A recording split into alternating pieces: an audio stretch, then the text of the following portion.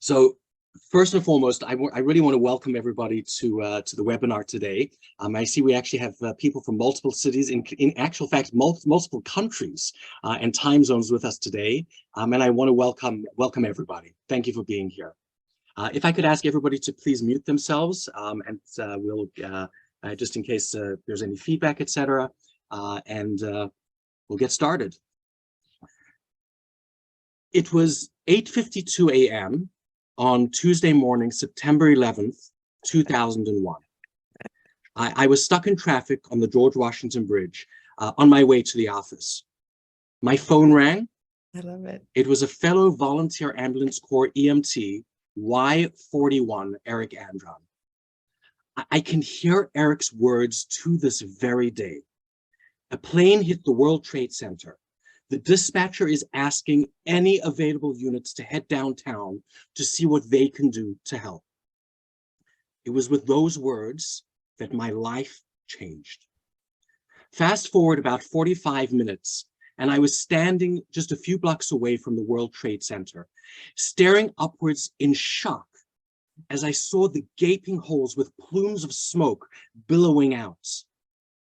I watched in dismay and utter helplessness as I saw people making the absolute unthinkable decision, perish inside the towers which had become fire infernos, or hope beyond all hope to survive by jumping out of those exploded windows. It was then that my EMT training took over, following an FDNY commander's instructions to wait near the Jewish Museum downtown to start caring for the injured. At 9:59 a.m., we all heard this hissing sound come from the South Tower as glass exploded outwards and 1,362 feet of the building began collapsing in what appeared to be slow motion. Everyone ran in every direction imaginable. Everyone ran as we saw 110 stories of concrete and steel descending towards the earth. These were the opening remarks I delivered at a dinner for a local chapter of a volunteer ambulance corps in Los Angeles in 2016. It was my first introduction into the incredible world of storytelling, and in fact, where I first met our guest today, Sarah Weintraub. Sarah doesn't just know how to effectively share an organization's story. Her depth of experience allows her to discover the most valuable kernel inherent in every single story and to bring it out in a way that truly wows the audience. Whether that audience is a crowd of 1,000+ people at a gala event, a group of 20 at a private reception, or even a one-on-one donor. Sarah, welcome to the show today. Thank you so much for being here. To get things started, I'd like to ask you to share with the audience a little bit about who you are and how you've come to be known as a master storyteller. Well, first of all, I need to say, wow, I loved your opening. I did not see that coming. I thought that was fantastic. That really set the stage for what is so compelling and moving to an audience. Well, my background is really, thank God, amazing. I worked with master storytellers for many years. I started working with a pretty well-known celebrity by the name of Diana Ross, and I worked on a film called Mahogany. And I was front row center on what it takes to tell a story and how a story can be moving and exciting and can change your life. And after working with Diana, I was introduced to a very special man by the name of Bob Mackie, who is an iconic fashion designer, and he tells his stories through fashion. He produced the Carol Burnett, did all of the wardrobe for the Carol Burnett show for years. He worked with Cher, Carol Burnett, Diana Ross, Elton John, Barbra Streisand, to name a few. And he was extraordinary. It was like I was going to grad school. And I understood, he taught me that a story does not need to be verbal. It can be emotional, it can be physical, it can be exciting, it can be compelling, But the most important thing about a great story, the ballast, is it has to move your audience to an aha moment. And everything that he created, everything he touched was a wow. And that brings me to today, where Ryan, you touched on the fact that I met you years ago, not that many years ago, you're not that old, but the idea is that I have worked with many of the people in our audience actually today. They've witnessed how I'm able to make them laugh, make them cry, because I understand that a great story is a fact wrapped in an emotion. And just what you did for us today. And I think that that's such an important component in terms of bringing an audience to an aha moment. That is the key to a great story. Passion properly placed makes a story impossible to ignore. So, let's talk a little bit about passion for a moment. One of the things very often development professionals or fundraisers will often point to facts and figures when they're trying to talk about their organization and what the organization is doing. Why do you feel that the stories that surround an organization are in fact so much more powerful than mere facts and figures, just numbers? Well, because people give time and money to people. They don't give time and money to buildings and to numbers. They give it, you have to make an emotional connection. You have to make people feel something. If they feel something, you have them at hello. You must make people feel something. Just regurgitating numbers and success through metrics is not going to bring people into your story. It's not going to be the way to give people an opportunity to say, wow, they are really making a difference. I love it. And a personal story, well placed, changes your world, changes it. Really incredible, really incredible. So let me ask you this: where do you find your great stories? I think that you have to look at your organization. I mean, if you're talking about where we are today in terms of your concept of where you're the quintessential fundraising guru. So you have to look at your organization. If you're talking about organizational stories, you have to talk to your key stakeholders. You have to talk to your clients. You have to talk to your volunteers. You have to talk to the people that are on the front lines. You cannot be in an ivory tower. You cannot poskin or look from, you got to get in there and you got to talk to people, because people that are on the front lines are talking to real people and they're getting the emotional ballast. The Ritz brand, for instance, the Ritz-Carlton, they have a whole culture of wow stories. That's what they do. They go and they ask their managers, and every month they ask them to submit a story where someone in the organization went above and beyond for somebody who stayed at the hotel. And then those stories become the currency that they use to attract new customers, because they see that they care about people at the hotel. They know who you are. They know what you drink. They know. It's fantastic. I don't think there's a better way to do it. Amazing. And it's actually interesting, since you mentioned Ritz-Carlton. As you're speaking about that, I was thinking to myself, United Airlines, I happen to be, okay, I'll brag, I have status on United, so I'm kind of connected to United. But United Airlines does the same thing. One of the things I follow United on Instagram and other social media, and I love how they tell their stories, but not from the perspective of here's our plane and this is our fleet and this is what we're doing, but you're constantly seeing flight attendants, you're seeing baggage handlers, you're seeing people that are literally on the ground and in the air that are really telling United's story in the most profound way. So I really understand that, and I get it, and I thank you for sharing that. Let's look at the flip side. What about organizations or companies that don't know how to tell their story? Can they still get their message across effectively? Well, of course, I mean, everybody's sitting on a gold mine. I mean, the issue is that you have to really know where to look. I mean, you know who, the poet Maya Angelou is, do you know who she is? So she had a really wonderful idea. She said, people will forget what you said, people will forget what you did, but people will never forget how you made them feel. So you need to look for those. Everybody has a story. listen, we're wired to tell stories. We tell stories since we're 5 years old. I mean, and stories need to be simple, and they need to be, they need to really connect your audience to your message. So that you have to look for the hot button. Everybody has it. You have it. I have it. Anybody that's on this podcast has it. You have to, yes, the answer is absolutely. You just have to know how to mine it, how to discover it. It's like digging for gold. You have to be like Sherlock Holmes. You have to keep looking. You have to keep exploring, and you have to ask questions. You have to say, we have to ask questions on how to get there.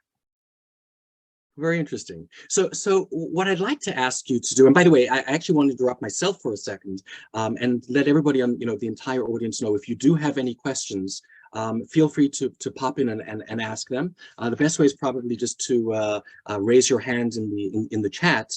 But again, the goal here is to be as interactive as possible, and frankly, tell your own stories along the way. We want to hear your stories too. But Sarah, one of the things I'd like to ask you to do is, if you could share with the audience what your discovery process looks like, and how you really probe and dig in order to reach that aha moment for your clients. Well, I think it's not rocket science, but it is a science. So you have to begin with, everybody already has probably what they need. They just need to unearth it. So the discovery process starts with discovering, really having clarity on who you are. Who are you? You need to discover that. You need to work on that. Who are you? Do you have clarity about your mission, about who you serve? That's key. What do you do? What do you do? Can you explain it in 5 minutes, in 2 minutes, in 30 seconds? Once you discover who you are, can you give it over? And then you must discover, why do you matter? So that's part of what I do, is I work with people to help them understand what's the hot button that's going to connect their message to the action that they want from their audience. They have to know why they matter to do that. And then, what are their goals? Everybody has specific goals. Who knows? Maybe you want people to invest. Maybe you want volunteers. Maybe you want to create. I don't know. That comes through the discovery. It's not a cookie cutter. You have to really dig in and begin the process of really identifying all of these ideas. That's how it begins. Very, very interesting. You actually told me a story a couple of weeks ago about a particular person that you were talking to, and you realized that the story that they were talking about didn't really inspire.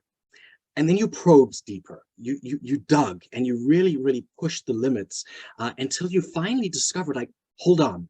Here is that piece of gold that no one in the audience knows about. Not a single person has ever heard of this particular story about this particular donor for this dinner that you were running. Could you talk us through that particular process and how that unfolded?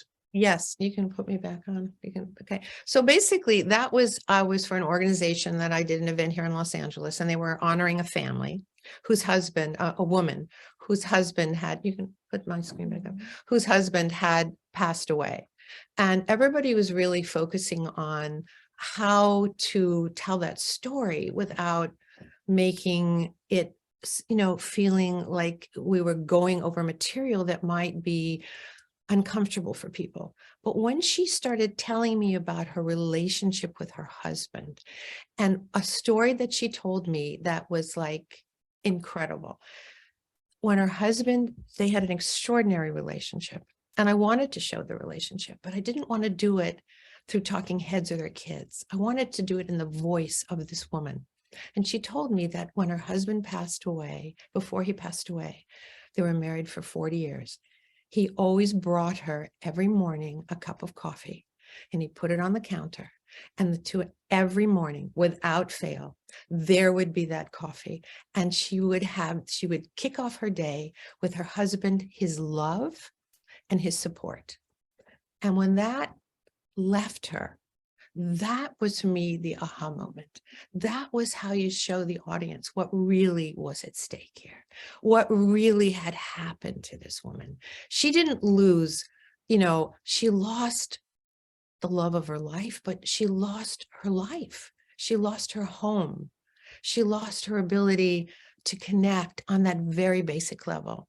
And in the video, when I included that, of course, that was it was like beyond. People understood totally what was at stake.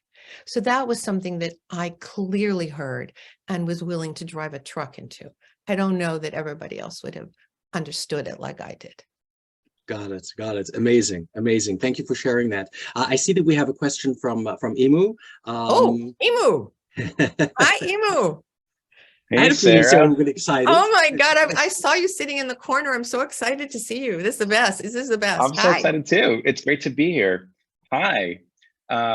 You both are such master storytellers, and I have to tell you that it's super intimidating being here, just listening to both like the delivery and the content of the stories.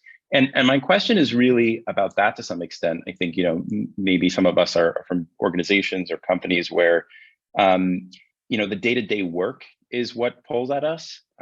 Stopping to think about how to tell the story can be intimidating, or you have these questions that were up, like, do I really know my mission perfectly, and how do I say it so that somebody really understands it? Do you have any advice to sort of like keep going through that, to actually like make sure to constantly hone the craft, get the feedback? Because I find I often let the perfect be the enemy of the good. What are your thoughts about that? Do you want me to take it, Ryan? You want? Yeah, no, absolutely. This is a question for you. Okay. So anyway, so I think, Emu, I've had the good fortune of spending time with you and your beautiful wife. I love them. I think that you have such an incredible ability to hear things in a unique way. And I think that's what you really have to tune. You have to really ramp that up. I really do. Because I think that you have everything that you actually need already to tell these stories. And I think that when you hear ideas, don't be afraid to incorporate them. Because I know what you do and how you do it. And I know how you want to make what you do relevant. And I think that the information is gold. Just keep mining it. Just keep using it. Just keep honing it. And I think that the way you reach out and ask for advice, the other thing too is make people your thought partners. Very important. Run your ideas by people. Have them give you feedback on, do you think this is the most compelling way to tell this story? How do you feel about this? How do you think this would work? I just keep working the material as you do with everything that you do. That's really useful advice, particularly using people as thought partners. I think sometimes I want to get it perfect until I get to a thought partner. I know, no. You want to open it up. You want to open, Love look at that smile. You want to open it up. You want people to be engaged with you because you have, oh my God, you have so much to offer. And so let them be your thought partners. Let them like help you think it through. And of course you're going to challenge them because that's who you are. So it's not like it's going to be, oh yeah, that's a good idea. No, but I think I really like that idea of making it like a compelling, like the way you put things in your calendar. I would isolate people that you can work with, that you can run ideas by.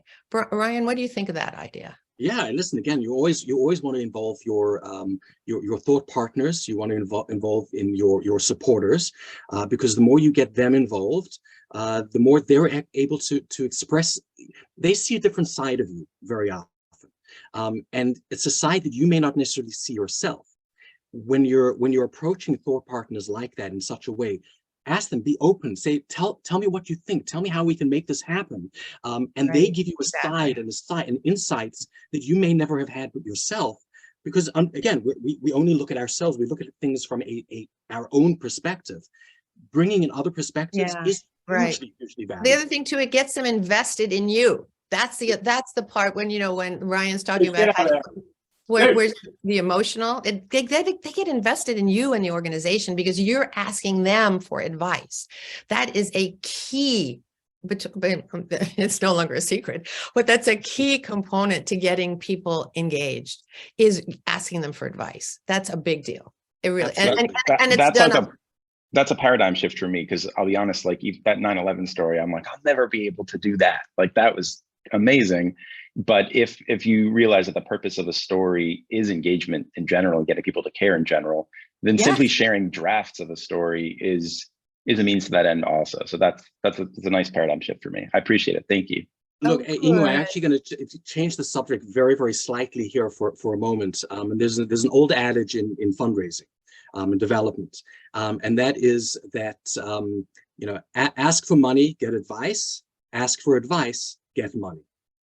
And when Oh, you're I love engaging, that. Love when that. you're Love that. engaging Yeah. your supporters in that way, even on something as simple as not as simple. This is complicated stuff, but telling your Right. story, engage them absolutely, and they become your friends, but real friends. And once they're your friends, the world opens in amazing ways. Right. But thank you very much. Thank you very much for that great. Yeah, that was great, Emo. It was so good to see Thanks you. for the answer. Appreciate it. Yeah, So yeah. obviously, again, we're absolutely open to questions. But I'm gonna take the lead now and ask another question to Sarah. Sarah, you mentioned earlier that stories can be told in different ways. That Bob Mackie taught you that there's the emotional component, there's a visual, there's auditory, there's so many different components to what a story is about. Right. And a handful of weeks ago, in preparation for today's webinar, you shared what I thought was a fascinating story that was told in an image. And I'd like to ask you if you could really share how you got to the essence of that particular organization, laying out how you approach things from when they started talking to you to the final outcome of telling the story in such an incredibly unique way that when I saw it, and our audience is going to see it momentarily, it was absolutely mind-blowing. Sarah, please. All right, good. So this is a really lovely, amazing story. Happened a few years ago, and it's really was so incredibly important to help this organization to move their dial. So let me tell you about it. I had a dear friend who was trying to was in Los Angeles and wanted to introduce an organization to LA that it's a worldwide organization. And it's an organization called Yad Eliezer. I don't know, some of you may know about it. And basically, the organization is dedicated to breaking the cycle of poverty in Israel. It's a huge mouthful that's big. That's big. So as I was speaking to my friend Rifki, who is here in LA, and she attended a workshop of mine, a discovery workshop. And we started thinking about how can we personalize that message? That message needed to be personalized. They had been successful with these fundraising efforts in other parts of the country and other parts of the world, and she was bringing it to LA for the first time. And it was actually what she was suggesting that they do is do a bake sale. I'm not Wait, it's okay. I wouldn't do that yet. Okay. Anyway, so they wanted to do, why don't you go back to me? Can you go back to me? Okay, good. They wanted to do a bake sale. I'm not telling people to do bake sales. That's not what I'm telling. I want to use this as an example of the thinking process of a discovery. So we needed to decide how to connect what was really happening with this organization. This organization was trying to break the cycle of poverty, but they were trying to feed what they were underwriting formula for nursing mothers in Israel. That's really what they were doing. They were trying to help them feed their children. And when I realized that this organization was on that we needed to customize the message so that people would understand that getting involved and giving money was not buying a cookie or buying a piece of cake. The message was that you were saving a child's life. That's really what we needed to get to. We needed people to understand that they had no market share in LA. They had no exposure in LA. So once I did discovery with them and I realized they're not selling cookies. They're not selling a good feeling like this flyer that you see here. That was the original bake sale flyer. It didn't say anything. It didn't do anything. It didn't move you to action, nothing.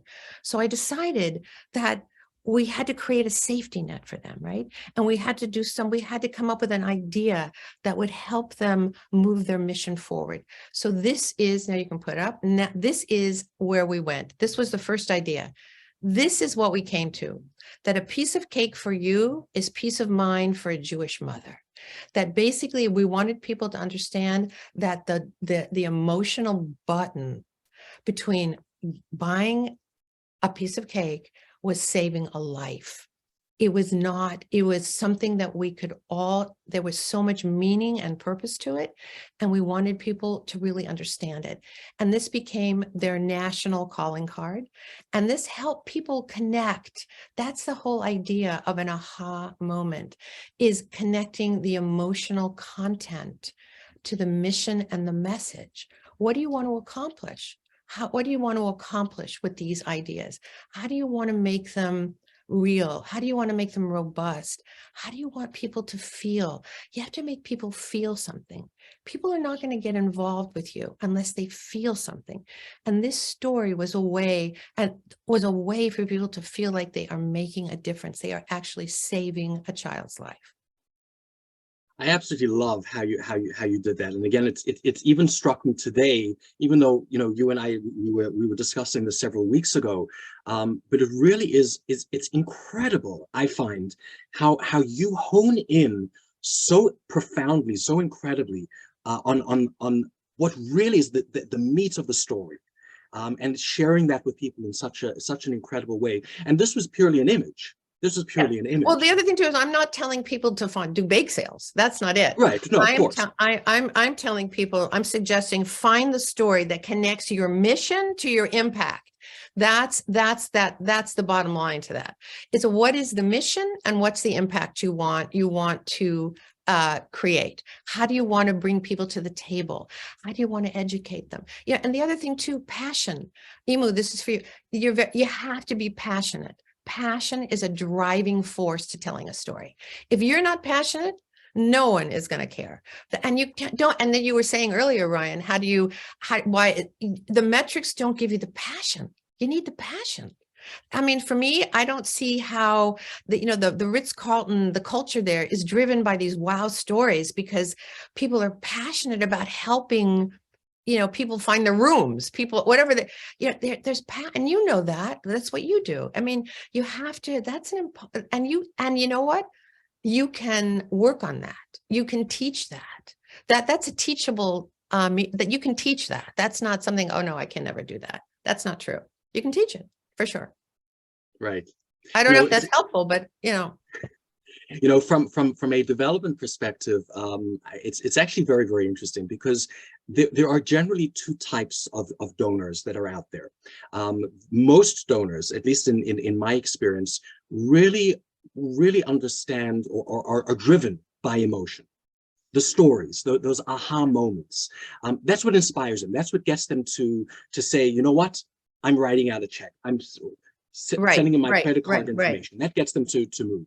There are, however, also donors who are driven by facts and figures, who don't care about those stories. And one of the things that I would argue is as development professionals, we have to be able to pivot very, very quickly between those two worlds.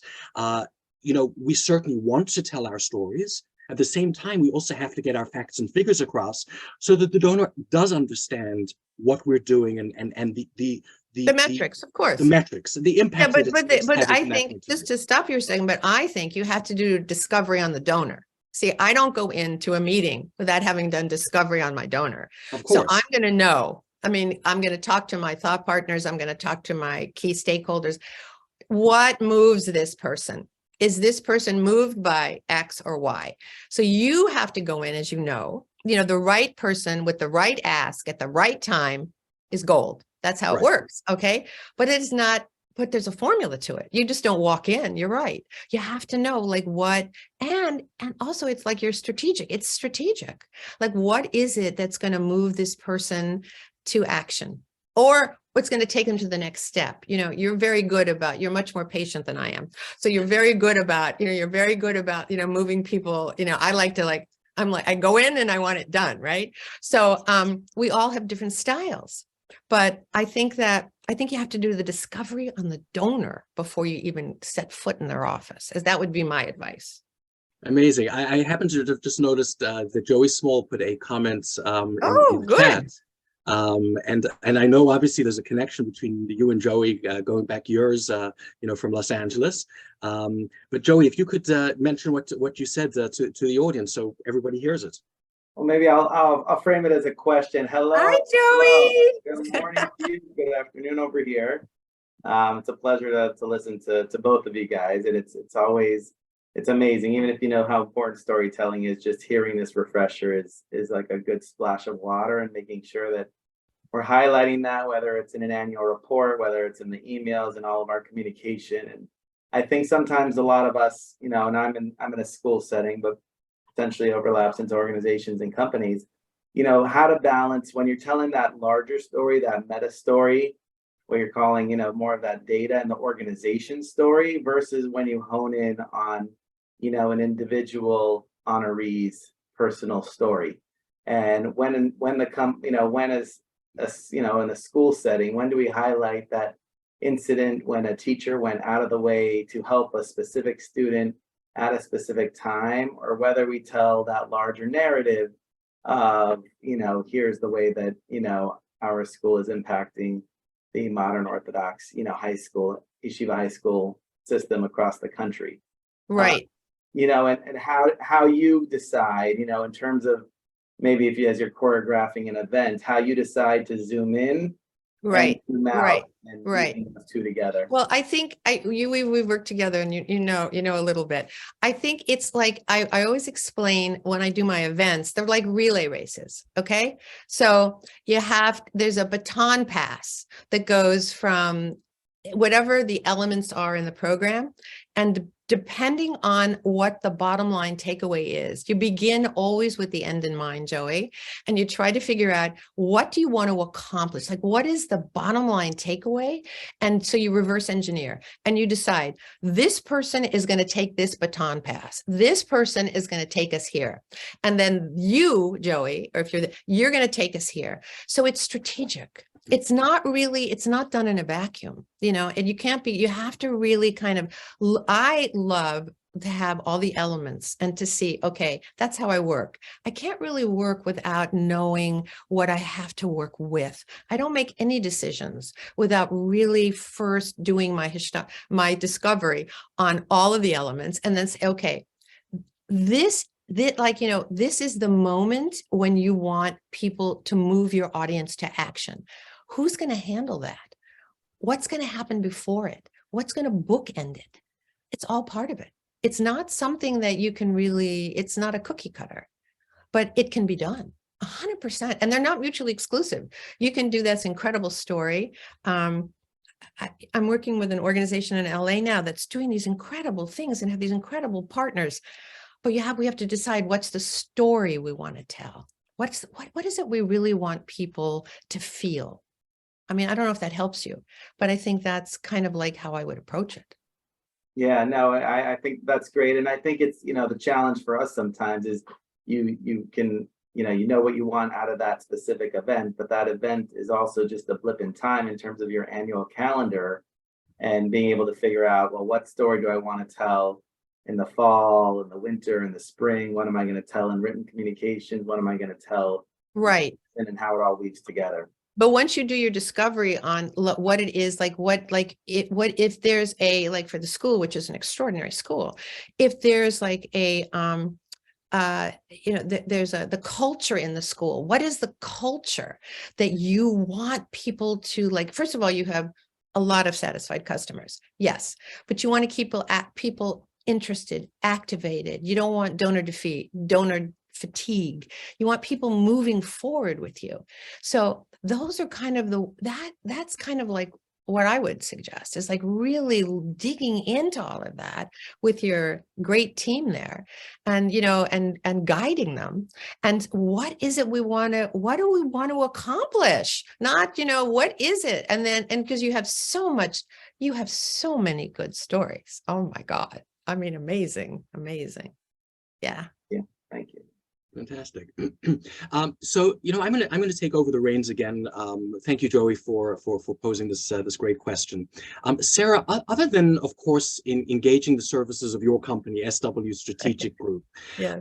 what initial tips and ideas can you offer the audience to really help them more effectively tell their own stories, to help them, of course, increase their fundraising revenue? In terms of just just on one foot, what can they do? On one foot, just a I couple of your key, your bullet points of most important ideas. They need to do discovery. That's number one. They must find out who they are, why they matter, what makes them unique.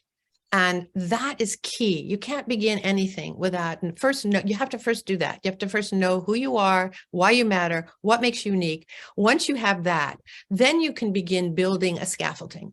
You can't do it without that. You have to first make sure you have that. And you have to understand that a story is a fact, a good story with passion is a fact wrapped in emotion. What is the emotional ballast for your organization? What do people gravitate to? That's also part of the discovery. What makes you unique? What makes you important? There's a lot of noise out there, Ryan. There's a lot of competition. There's a lot of people going after the same things. You have to really discover who you are. So it's like if you put your organization in a frame, you don't go outside that frame. You dig into that frame and you say, okay, this is what we need to do. And you don't waste your time or your money or your energy outside the frame. You have to first dig in. Got it. Amazing. Amazing.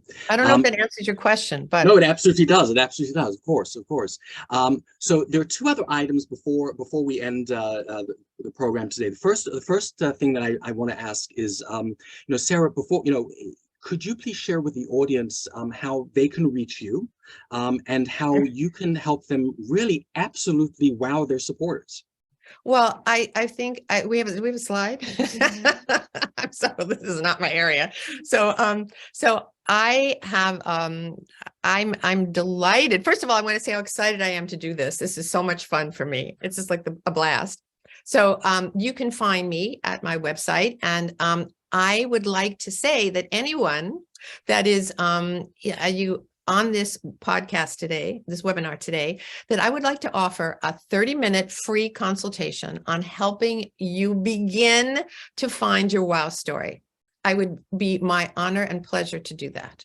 So I would love you to contact me, send me a message, call me, email me, go to and let me know if you'd like us to set up some time together. Fantastic, fantastic. So I'm going to actually share, Noah, if you could take this slide down. There's one slide that I want to share. Bear with me for one moment, everybody. So first of all, I just want to ask everybody to please save the dates.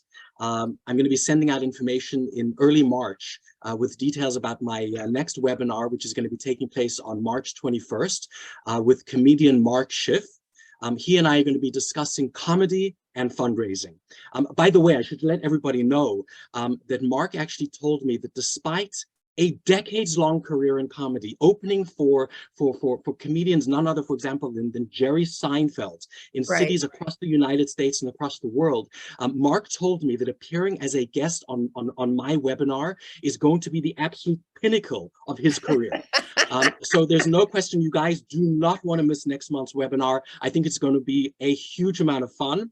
And as a matter of fact, I'm going to be giving away one of Mark's new books to a lucky audience member. But you got to be on the webinar to actually get that. And I really want to thank everybody for joining us today. And I want to offer you, please reach out to me anytime with any of your development questions or challenges. I'm here to guide you and help you soar. My contact details are on the screen, as you can see. And I certainly look forward to seeing everybody on March 21st or sooner. That being said, we do still have a couple of minutes. So if anybody has any additional questions, we will be more than happy to take them and see what we can help you with. And the other thing, Ryan, that you asked me, so one of the key ideas, which I want everybody to take away, is what makes a great story, what makes a great story great is basically is passion, because passion ignites the story in the heart of the audience. That's what it does. Your passion properly placed can change your world and the world of people that you're trying to engage with, you're trying to provide service to, you're trying to educate. You must have that passionate core. You must be clear and love it, love it, love it. I love it. And the thing is that stories like your story, they're simple. They're simple. Don't complicate your stories. Keep your stories simple and keep them compelling and keep them motivating, just like you did, the way you opened. I love what you did. You painted a picture, we saw it. I imagine George Bush, remember that iconic picture of George Bush standing on the rubble. Putting his hand on that beautiful, I don't know if it was a worker. That was the image. That was not what he said, not but what he did. What he did, that was the image that people came away with. Look at that. This man cares. He cares about America and he cares about us. That's really what made that story Right, so. that was his story, right? Absolutely. That was his story. I actually just want to go back to passion for just a moment. I'm actually working with an organization now that's looking to identify a development director for their organization, and they asked me to put a job description together. And they were a little bit surprised when I said that what I felt was one of the very first qualifications of a development director is passion. They've got to be passionate, not necessarily about that organization, but about the world of fundraising, the world of development, because it is a phenomenally exciting world. But if you don't have that passion, you're not able to tell the stories in the same way that we've been discussing today. So that passion is absolutely crucial. So I could not agree with you more on that. It really is just something that's so incredibly valuable and important. So ladies and gentlemen, thank you all very, very much for joining us today. As I mentioned, March 21st, please join me and Mark Schiff. Thank you to my amazing guest, Sarah, and her team behind her, Chaz and Noah. You guys are fantastic. And I want to thank you everybody for joining us today, and looking forward to staying in touch. Thank you, Ryan, so much. You are awesome. Thank you so much for giving me this opportunity. I loved it. Sarah, I'm gonna need that comment about awesome in writing, please. Okay, you're gonna get it. Don't worry. Okay, wonderful. Okay, very good. Have a great day, wonderful. everyone. Thank you so much. Okay.